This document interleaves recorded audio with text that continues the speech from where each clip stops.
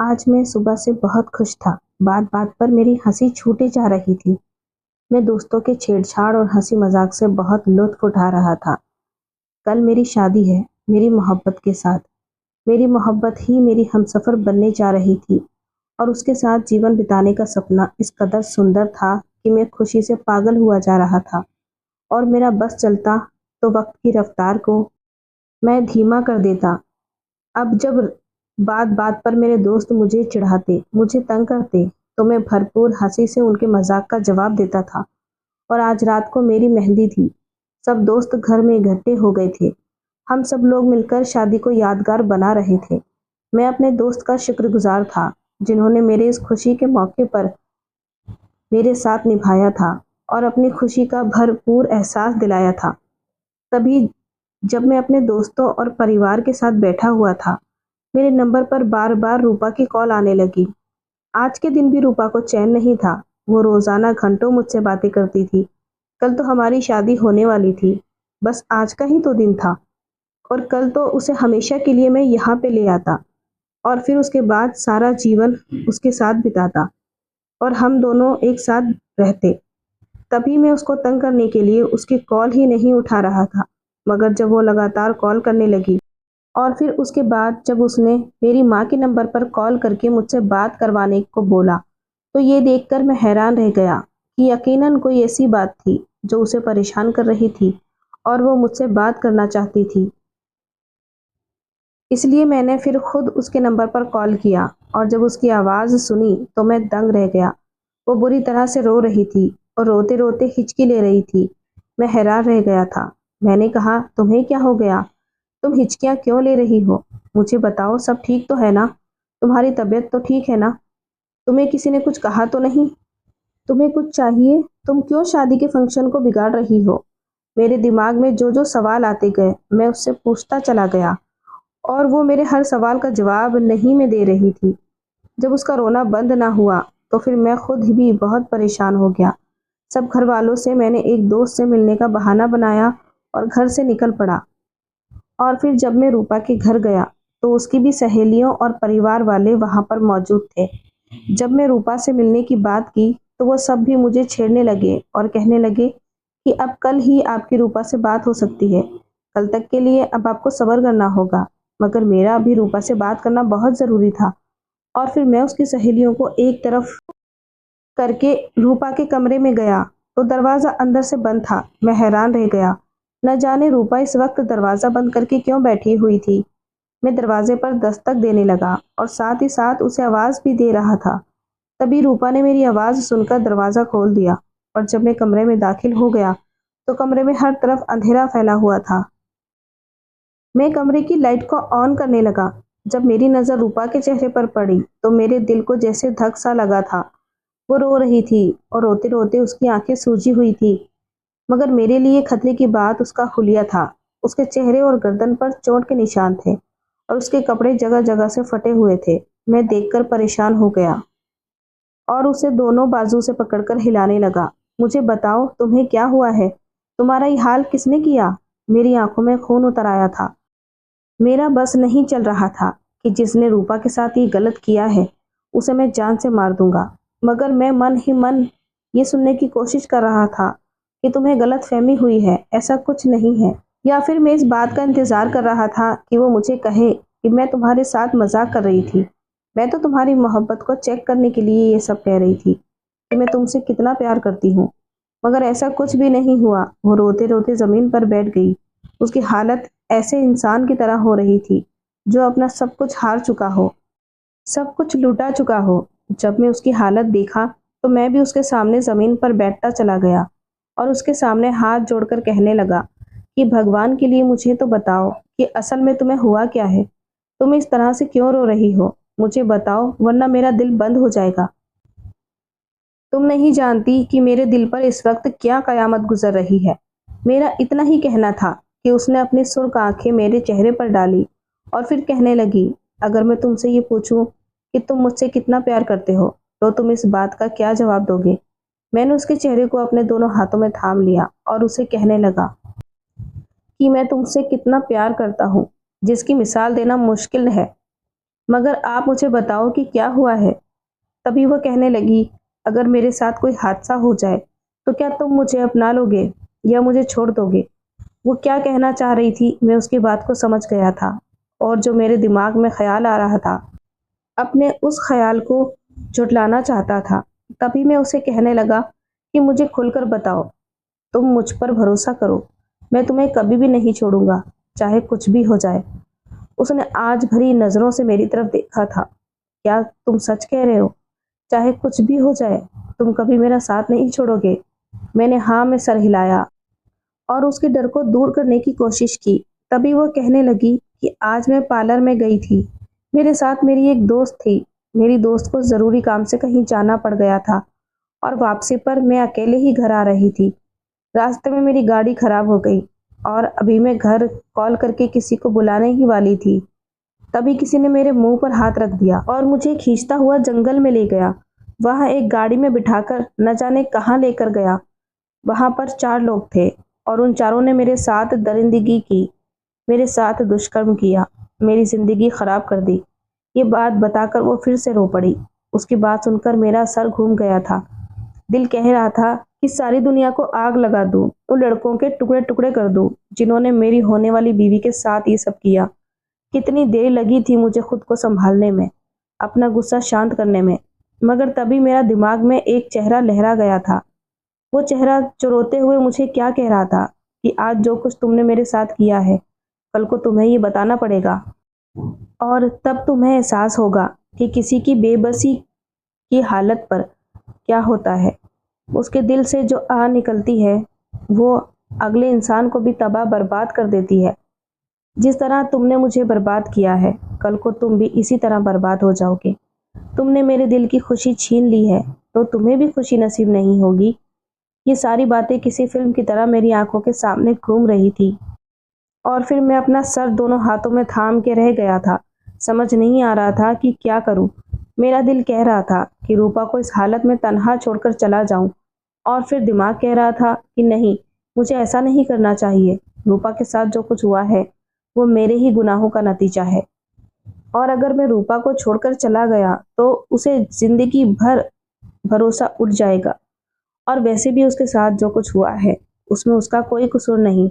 ये बेगुनाह है, ये मासूम है, और इसको मैं किसी दूसरे के किए की सजा कैसे दे सकता हूँ। मेरे दिलो दिमाग में जैसे जंग छिड़ी हुई थी।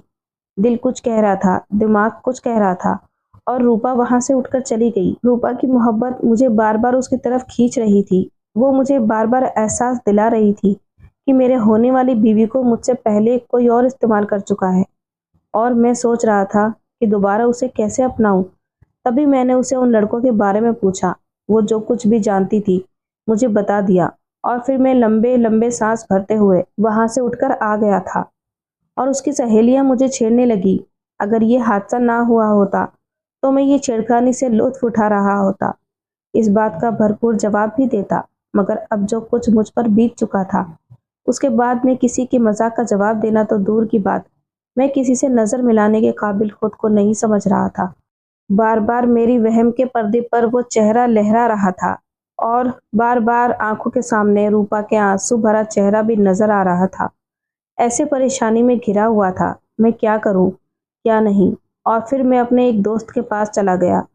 मेरा वो दोस्त मेरे हर राज से वाकिफ था, मेरी हर बात जानता था।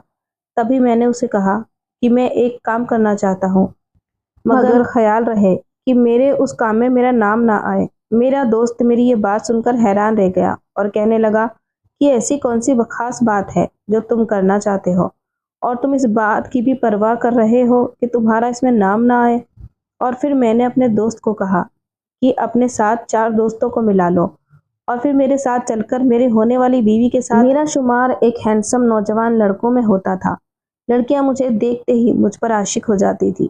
एक तो मेरा खूबसूरत चेहरा था, तो दूसरी तरफ मेरा स्टेटस भी बहुत बड़ा था। मेरे पास बड़ी सी गाड़ी थी और मुझे रुपए पैसे की कोई कमी नहीं थी। यही वजह थी कि लड़कियां मुझ पर मरती थी। मैं जिस भी लड़की पर हाथ रखता था, जिसे किसी से भी दोस्ती करने की ख्वाहिश होती, इजहार करता, तो वो अपने आप को खुशकिस्मत लड़की समझने लगती थी। और जब लड़कियां खुद को मेरे सामने सौंप देती थी तो मेरे नज़दीक भी उनकी कोई अहमियत नहीं होती थी। मैं उन्हें टिश्यू पेपर से ज़्यादा कोई हैसियत देने पर तैयार ही नहीं था। जो लड़की अपनी इज्जत खुद नहीं करती थी, उसकी मैं कैसे इज्जत कर सकता था। जब मैं लड़कियों को टिश्यू पेपर की तरह इस्तेमाल करता था, तो उसके बाद वो रोते हुए मेरे पास आती थी और मुझसे शादी करने की जिद करती, मुझसे बात करने के लिए मुझसे मिन्नतें करती। मगर तब मेरा उनसे दिल भर चुका होता था। मैं उनसे बात नहीं करता था और उन्हें धिक्कार देता था, जैसे कि मैं उन्हें जानता तक नहीं। उन्हीं लड़कियों में एक वो भी थी, उसका नाम पूजा था। वह गरीब बाप की बेटी थी। वो दिखने में बेतहाशा हसीन थी, इस कदर सुंदर थी कि उसको देखकर मैं देखता ही रह गया था। मैं अपनी पलकें झपकाना भूल गया था और वो थी भी भोली कि जो भी उसे देखा वो अपनी सांसें रोक लेता था। और वो लड़की किसी को भी आंख उठाकर नहीं देखती थी। और जब मैं उसके रास्ते में आया, उसे दोस्ती करने की ख्वाहिश का इजहार किया, तो उसने मुझे मना कर दिया और इस बात से मेरा ईगो हर्ट हो गया। मेरी बहुत बेइज्जती हुई कि उसने मेरे दोस्त के सामने मुझे इनकार किया, और वो दोस्त जिसके सामने मैं इतनी बड़ी बड़ी फेंक चुका था कि कोई लड़की मुझे इनकार कर ही नहीं सकती। और अब जब उसने इन सब के सामने मेरी बेइज्जती कर दी थी, तो मुझसे ये बर्दाश्त नहीं हो पा रहा था। और मैंने सोच लिया था कि कुछ भी हो जाए, मैं इस लड़की को हासिल करके रहूँगा और फिर इसे टिश्यू पेपर की तरह इस्तेमाल करके फेंक दूँगा। मैं उस पर अपने प्रेम का जाल फेंक रहा था। उसके रास्ते में खड़ा होता, उसे देखने के लिए घंटों इंतज़ार करता रहता। उसके दिल पर मेरी मोहब्बत जगह बनाने में कामयाब हो गई थी। और वो एक नरम दिल की लड़की थी। वो समझी कि मैं सच में उससे प्यार करता हूँ, और फिर वो मुझ पर आंखें बंद करके भरोसा करने लगी। और तभी मैं एक दिन उसे अपने बर्थडे का झूठा बहाना बनाकर अपने साथ कॉलेज से छुट्टी के बाद ले गया था। वो बार बार एक ही बात कह रही थी कि मुझे घर जल्दी जाना है, मेरे पापा मेरा इंतज़ार कर रहे होंगे। आप नहीं जानते कि अगर मैं थोड़ी भी लेट हो गई, तो वो मुझे परेशानी की तरह इधर-उधर ढूंढेंगे। मैं उन्हें परेशान नहीं करना चाहती। उसकी बात सुनकर मैं मन ही मन मुस्कुरा रहा था कि आज तो तू वक्त पर घर नहीं पहुंच सकती। आज तो तुझे अपने गुरूर की कीमत चुकानी पड़ेगी। जो तुमने मुझे इनकार करके जो गलती की, अब तुम्हें उस गलती की सज़ा मिलेगी। वो मेरी सोच से अनजान थी, अपनी ही बातें करने में मगन थी, और वो मुझसे सच्चा प्यार करने लगी थी। और मुझे प्यार-व्यार से कोई मतलब नहीं था। मुझे तो बस अपने काम से मतलब था। और काम निकालने के बाद मैं फिर उस लड़की की तरफ दोबारा कभी नहीं देखता था। मैं सीधा उसे अपने फार्म हाउस ले गया था, और यहाँ पर मैंने अपने और भी दोस्तों को बुला रखा था। वो दोस्त जिनके सामने पूजा ने मेरी बेइज्जती की थी, मुझे इनकार किया था। मैंने अपने उन तमाम दोस्तों को वहाँ पर बुला लिया था और फौरन उसके सामने अपनी बेइज्जती का बदला ले लिया था। और तब बारी-बारी मेरे दोस्तों ने भी उससे अपनी प्यास बुझाई थी। दोपहर ढल गई थी और अब शाम की रात फैल गई थी। वो अधमरी हालत में वहीं पर पड़ी हुई थी। वो बुरी तरह से सिसक रही थी और अब तो शायद उसमें रोने की भी हिम्मत नहीं थी। तभी जब मैं कमरे में गया, तो एक नफरत भरी नज़र मैंने उसके चेहरे पर डाली, और वो मुझे देखकर उठकर बैठ गई, और इस कदर हाफती हालत में वो किसी जख्मी शेरनी की तरह मुझ पर झपट पड़ी। मेरे गिरेबान उसके हाथ में थे। वो रोते हुए बोली कि तुमने जो कुछ मेरे साथ किया, तुम्हें इसकी कीमत चुकानी पड़ेगी। तुम ये नहीं जानते कि तुमने किस मासूम लड़की के साथ किया है, और आज तुमने मेरी ज़िंदगी बर्बाद की है। कल को तुम्हारे साथ ये सब कुछ ज़रूर होगा, और तब तुम्हारे पास सिवाय पछतावे के और कुछ नहीं बचेगा। ये बात सुनकर मैं ज़ोर-ज़ोर से हंस पड़ा कि ये सब बातें बंद करो, तुम्हारी कोई बद्दुआ मुझ पर असर नहीं कर सकती, और वैसे मेरे पास बहुत पैसे हैं, मैं सब कुछ खरीद सकता हूँ। तुम क्या समझती हो कि तुम्हारी ये बेकार की बद्दुआ मुझ पर असर करेगी, मुझसे मेरी खुशियाँ छीन लेगी? तो सुन लो, पैसों में बहुत ताकत है। मेरी इन सब बातों को सुनकर वो नफरत भरी नज़र से मेरे चेहरे पर डालकर कहने लगी, तुम शायद भूल रहे हो कि एक ऊपर वाला भी है, जो इस सारी दुनिया का मालिक है, जो ये सब कुछ देख रहा है, और जो कुछ तुम मेरे साथ किए हो, इस बात से भगवान वाकिफ है, और तुम्हें अपने किए की सज़ा ज़रूर मिलेगी। पहले तो तुम खुद के बारे में फैसला कर लो कि तुम्हारे साथ क्या होना है, क्योंकि अब तो तुम किसी को मुंह दिखाने के काबिल नहीं रहोगी। आधी रात गुजर चुकी है, अब तक तुम घर से बाहर हो, तुम्हारा बाप तो तुम्हें इस हालत में देखते ही जान से मर जाएगा। अब बताओ क्या बिगाड़ लोगी तुम मेरा। और तभी वो लड़खड़ाते कदमों से फौरन मेरे फार्म हाउस से निकल गई थी। एक बार तो मैं सोचा कि उसे रोक लूं, उसे घर जाने से मना करूं, क्योंकि ये फार्म हाउस वीरान इलाके में था। आसपास तो कोई आबादी नहीं थी और आधी रात को उसका इस वीरान रास्ते में जाना सही नहीं था। मगर फिर मैं ये सोचकर चुप हो गया कि मैं कौन होता हूँ उसे यहाँ पर रोकने वाला, और मुझसे बड़ा कौन शैतान है यहाँ पर। उसके लिए क्या सही है क्या गलत मुझे क्या, और जो चीज़ पहले से लूटा हुआ हो उसे बचा के क्या फायदा। ये सोचकर मेरे लबों पर ज्यादातर मुस्कुराहट आ गई थी। और अगले दिन की खबर मुझे अपने डिपार्टमेंट से मिली थी। एक पल को मैं भी सुन के हैरान रह गया था। मैं इतनी लड़कियों के साथ ये सब कुछ कर चुका था। वो कुछ दिन रोती थी और फिर चुप हो जाती थी और कोई नया बॉयफ्रेंड बना लेती थी। मगर ये लड़की, इसने तो अपनी जान ले ली थी। और मेरे दिल में कुछ दिन तक तो एहसास रहा था, मगर फिर जल्दी ही मैं इस बात को भूल गया था। और तब मेरी मुलाकात रूपा से हुई। वो बहुत खूबसूरत लड़की थी और वो भी अच्छे परिवार से बिलोंग करती थी। उससे मिलकर मुझे अंदाजा हुआ था कि मुझे उससे सच्चा प्यार हो गया था। और वैसे भी अब मेरे मम्मी पापा मेरी शादी करना चाहते थे। तभी मैंने सोचा कि शादी तो मुझे करनी है, तो क्यों ना मैं रूपा से ही कर लेता हूँ। पहले तो वो मुझे इनकार करती रही। वो भी मेरे किरदार के बारे में अच्छे से जानती थी। वो भी इसी कॉलेज में पढ़ती थी, तो उसे बहुत अच्छे से अंदाजा था कि लड़कियां मेरे लिए क्या है।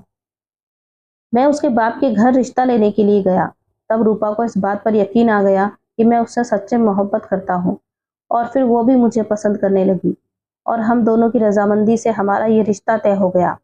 और अब मेरी उसके साथ शादी होने वाली थी। और शादी से एक दिन पहले रूपा मुझे ये कह रही थी कि उसको किसी ने बर्बाद कर दिया है, उसकी दुनिया लूट गई है। और उसकी दुनिया लूटने वाला कौन था? किसकी इतनी जरूरत थी जो मेरी होने वाली बीवी की तरफ आंख उठाकर देखा और उसके साथ ये सब कर गया। ये सोचकर ही मेरा खून खौल उठा था। मैं उन लोगों से बदला लेना चाहता था, उनसे इस चीज का इंतकाम लेना चाहता था। और तभी मैं अपने दोस्त के पास गया, और जब उसे मैंने ये कहा कि मुझे अपनी बीवी के गुनहगारों को पकड़वाना है, उन्हें उनके किए की सजा देनी है, तो मेरा दोस्त मेरे मुंह की तरफ देखने लगा और कहने लगा कि जज्बाती होकर कोई फैसला मत करो। तुम्हें इन सब में पुलिस की मदद लेनी हो सकती है, और पुलिस की मदद से ही तुम उन गुनहगारों तक पहुंच सकते हो। मगर मैं गुस्से में देखकर बोला कि मुझे किसी की मदद नहीं चाहिए, और मैं सारे कानून तोड़ दूंगा। तुम नहीं जानते कि मेरे अंदर इस वक्त कैसी आग लगी हुई है। जब तक ये आग बुझ नहीं जाएगी तब तक मुझे चैन नहीं मिलेगा। और ये आग तब बुझेगी जब तक मैं उन चारों गुनहगारों से बदला नहीं ले लेता। तुम मेरे साथ चल रहे हो या मैं अभी अपनी दोस्ती खत्म कर दूं? मेरी धमकी सुनकर वो चुप हो गया, और फिर उसने अपने दोस्त को बुलवाया। मैं उन लड़कों का हुलिया अपने दोस्तों को बताया, जो थोड़ी ही देर में उसने उस लड़कों के बारे में पता कर लिया। और जब उनकी लोकेशन हम लोगों ने देखी, तो ये देखकर मैं हैरान और परेशान हो गया कि वो लड़के इस वक्त मेरे फार्म हाउस में मौजूद थे। इस वक्त वहां पर क्या कर रहे थे? उनकी ज़रूरत कैसे हुई मेरे फार्म हाउस में दाखिल होने की, मेरी बीवी के साथ ये दुष्कर्म करने की? तभी मैं खौलते खून के साथ अपने दोस्तों को लेकर अपने फार्म हाउस में चला गया था। और जब मैं फार्म हाउस में दाखिल हुआ तो मैंने देखा कि सिक्योरिटी गार्ड एक तरफ बेहोश पड़ा था। सबसे पहले तो मैंने उसे होश में लाया, और जब वो होश में आया तो फिर हैरत से इधर उधर देखने लगा और कहने लगा कि यहाँ पर ज़बरदस्ती कुछ लड़के घुसाए थे। उनके साथ एक लड़की थी। मैंने उन्हें रोकने की बहुत कोशिश की, मगर उन्होंने मेरी एक भी नहीं सुनी, और फिर उन्होंने मुझे जख्मी कर दिया और मैं बेहोश हो गया। इसका मतलब था कि वो रूपा को इसी फार्म हाउस में लेकर आए थे, क्योंकि रूपा को मैं कभी भी यहाँ पर नहीं लेकर आया, इसलिए वो नहीं जानती थी कि ये मेरा फार्म हाउस है। वो मेरे ही घर में घुसकर मेरी ही बीवी के साथ ये सब कर गए थे। अब मैं पूरा फार्म हाउस छान मारा, वहां पे लड़के कहीं भी नहीं थे। फिर मैं सबसे आखिरी कमरे में गया। जैसे ही मैंने दरवाज़ा खोला तो वो सब वहीं पर मौजूद थे। उनमें से कोई बिस्तर पर लेटा हुआ था, कोई सोफे पर था, उनके हाथों में पिस्तौल थी और किसी के हाथ में खंजर थे। वो सब तो पूरा इंतजाम करके बैठे थे। मुझे देखकर उनमें से एक लड़का कहने लगा कि हम तुम्हारा ही इंतजार कर रहे थे अर्जुन, बहुत लेट हुए तुम यहाँ आए हो। मुझे लगा था कि तुम फौरन ही यहाँ पे आ जाओगे। क्या तुम्हें अपने होने वाली बीवी से इतना भी प्यार नहीं? जो अब आए हो, या तुम भी हमसे डर गए? मैं गुस्से से उन पर हमला करना चाहता था जब मेरे दोस्त ने मुझे काबू में कर लिया। मुझे कहने लगा कि जोश में नहीं, होश से काम लो। ये लोग भी खाली हाथ नहीं आए हैं, पूरी तैयारी के साथ यहाँ पर मौजूद हैं। और मुझे लगता है कि लोगों की तुम्हारे साथ दुश्मनी है, और ये जो कुछ भी हुआ है इन्होंने तुम्हारी दुश्मनी में किया है। अपने दोस्त की बात सुनकर मैं सोच में पड़ गया। मुझे कुछ भी अंदाजा नहीं हो रहा था। तभी मैं उस लड़के से कहने लगा कि कौन हो तुम, और तुमने मेरी होने वाली बीवी के साथ ये सब कुछ मेरी वजह से किया है? तो वो कहने लगा कि तुम बहुत समझदार हो, तुम्हारी बीवी के साथ जो कुछ भी हुआ है वो सिर्फ तुम्हारी वजह से हुआ है। ये सुनकर मैं हैरान हो गया। तुम लोगों को तो मैं जानता तक नहीं, तुम लोग मेरे साथ ऐसा क्यों कर रहे हो? तुम हमें नहीं जानते, मगर हम तुम्हें जानते हैं, और तुम्हारे लिए ये सज़ा इसलिए दी है कि सारी ज़िंदगी तुम इस सज़ा को, इस बात को बर्दाश्त करो। जो जुल्म तुमने कल को किसी और पर किया था, आज खुद भी इस सब से गुजरो। सारी बातें मेरे सर के ऊपर से गुजर रही थी। तभी मैंने उनसे कहा कि जो कुछ भी कहना है साफ साफ कहो, खुलकर कहो, मैं तुम्हारी कोई बात समझ नहीं पा रहा हूँ। तभी वो कहने लगे कि तुम्हें याद कहाँ से होगा, कुछ टाइम पहले तुम्हारी जिंदगी में एक लड़की थी जिसको तुमने इस्तेमाल करके टिश्यू पेपर की तरह फेंक दिया था। उसकी बात सुनकर मैं चुप का चुप रह गया था। मैंने तो बहुत सी लड़कियों के साथ ये किया था और फिर दोबारा उनकी तरफ पलट कर कभी नहीं देखा था, मगर ये लड़का न जाने किस लड़की की बात कर रहा था। वो जोर से हंस पड़ा। हाँ, तुम्हारी जिंदगी में कोई एक लड़की तो नहीं थी, तुमने तो न जाने कितनी लड़कियों की जिंदगी बर्बाद की है, और ये बात तो तुम्हें भी याद नहीं होगी। चलो मैं तुम्हारी मुश्किल आसान कर देता हूँ। मैं तुम्हें बता देता हूँ कि मैं किसी और की नहीं बल्कि पूजा की बात कर रहा हूँ, जिसने तुम्हारी वजह से खुदकुशी कर ली, और तुम उसके मुजरिम होने के बावजूद भी अभी तक आज़ाद घूम रहे हो, क्योंकि हमारे पास तुम्हारे खिलाफ एक भी सबूत नहीं था।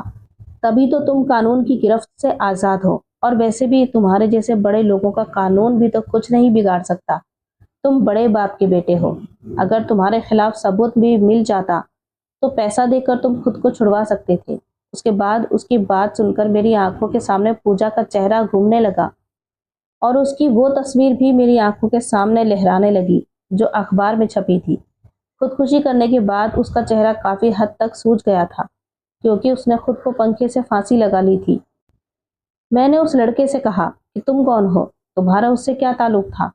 वो जालिम अंदाज में हंस पड़ा और कहने लगा कि पूजा मेरी मुंह बोली बहन थी, और उस दिन जब वो घर पर नहीं आई थी तो उसके पापा बहुत परेशान थे, बहुत रोए जा रहे थे। मैं उन्हें तसल्ली देता कि पूजा जल्दी ही वापस आ जाएगी। मैं जानता था कि वो बहुत अच्छी लड़की थी, और वो कोई ऐसा वैसा काम नहीं कर सकती थी। बहुत अच्छी लड़की थी वो, और मैं ये समझता था कि उसकी किसी भी लड़के के साथ दोस्ती नहीं है। तब मैं तुम्हारे बारे में कुछ भी नहीं जानता था। मैंने उसके सारे दोस्तों से पता कर लिया, मगर किसी को भी उसकी मौजूदगी के बारे में कुछ भी मालूम नहीं था। उसके तमाम दोस्तों के घर गया, मगर कोई भी उसके बारे में नहीं जानता था। सबका कहना था कि पूजा छुट्टी तक तो कॉलेज में ही थी, और फिर न जाने वो कहाँ चली गई। किसी ने भी उसे तुम्हारे साथ जाते हुए भी नहीं देखा था। शायद उसकी वजह यह है कि तुमने उसे कॉलेज से कुछ फासले से पिक किया था। वो रात उसके पापा की जिंदगी की आखिरी रात थी। जब आधी रात तक उसकी बेटी घर नहीं आई तो वो अपने दिल को पकड़कर जमीन पर बैठता चला गया, और उसके दिल का दर्द उसकी जान लेकर माना था। आधी रात के बाद पूजा टूटी फूटी हालत में घर आई तो घर के मोहल्ले में कितने लोग जमा थे, और मैं भी वहीं मौजूद था। जब पूजा की हालत देखते ही मैं समझ गया कि वो किस जुल्म से गुजर कर आ रही है। तभी मैं उसे लेकर एक अलग कमरे में चला गया और उससे पूछने लगा कि ये सब क्या है। तब उसने मुझे रोते हुए तुम्हारे बारे में बताया, और ये सुनकर मुझे बहुत दुख हुआ। तब मुझे तुमसे बहुत नफरत का एहसास हुआ, मगर मैं एक गरीब बाप का बेटा था। मैं तुम्हारा कुछ नहीं बिगाड़ सकता था, और पूजा को मैंने तसल्ली दी, मैं उसकी ज़रूर मदद करूंगा, मगर उसने शायद मेरी बात का यकीन नहीं किया था। वैसे भी तुम उसकी ज़िंदगी बर्बाद कर चुके थे, और उसके पिता भी इस दुनिया से चले गए थे। शायद यही वजह थी कि उसने मौत को गले लगाना बेहतर समझा और इस दुख से भरी ज़िंदगी से छुटकारा हासिल कर लिया। मगर तभी मैंने सोच लिया था कि मैं तुमसे इस चीज़ का बदला ज़रूर लूँगा। मुझे अंदाज़ा हुआ कि तुम रूपा से बहुत मोहब्बत करते हो, और तुम्हारी कल उसके साथ शादी होने वाली है। तभी फिर मैं रूपा को लेकर यहाँ पर आ गया और जिस कमरे में तुमने पूजा की जिंदगी बर्बाद की थी, उसी कमरे में रूपा के साथ हम लोगों ने उसे नोच डाला। उसकी बात सुनकर मैं जमीन पर बैठता चला गया। ये सब तो मेरा कसूर था, जो रूपा के साथ हुआ था।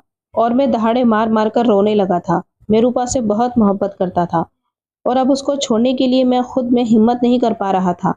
तभी वो लड़का मुझे काफी देर देखता रहा और फिर कहने लगा कि मैं तुम्हारी तरह घटिया नहीं हूँ और मैं चाहता तो उसके साथ ये सब कुछ कर सकता था, मगर हम लोगों ने उसके साथ कुछ भी नहीं किया। हम लोगों ने उसे डराया धमकाया था, यहाँ पर कैद करके रखा और फिर उसे छोड़ दिया। ये सुनकर मैं हैरत से सर उठाया। तो क्या उन लोगों ने उसके साथ कुछ भी गलत नहीं किया था?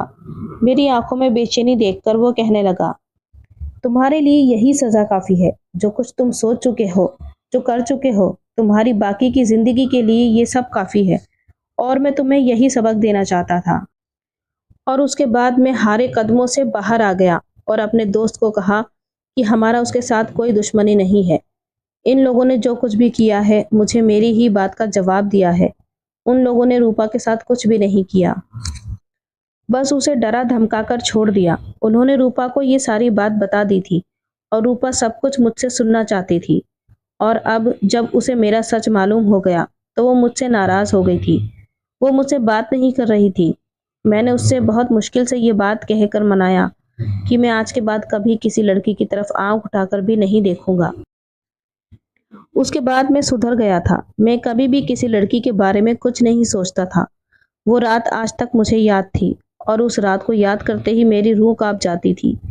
दोस्तों, आप मुझे बताओ कि जो मैंने पूजा के साथ किया, उसकी सजा मुझे क्या मिलनी चाहिए थी? जो पूजा के भाई ने मेरे साथ किया, क्या वो सजा सही थी या फिर उससे भी ज्यादा मेरे साथ होना चाहिए था? कमेंट करके जरूर बताएं। वीडियो पसंद आई हो तो लाइक करें, चैनल को सब्सक्राइब करें। मिलते हैं कल एक नई वीडियो के साथ। तब तक अपना ख्याल रखें। Thanks for watching.